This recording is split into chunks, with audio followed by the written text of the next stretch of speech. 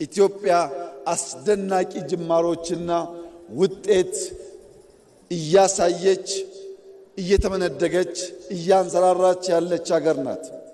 ይህ መልካም ጅማሮ በፈጣሪያችን የሚደገፍ ቢሆንም በሰይጣን ትጋት ቀን ከሌት ለማደናቀፍ ሙከራዎች ይደረጋሉ።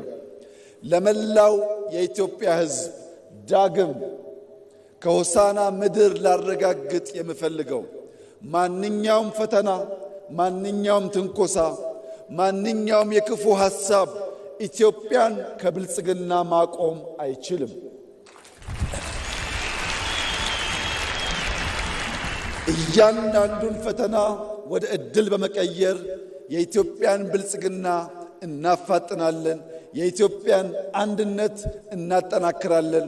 የኢትዮጵያን ጠላቶች እንደ ጸጉር ቅማል አንድ በአንድ እናራግፋለን።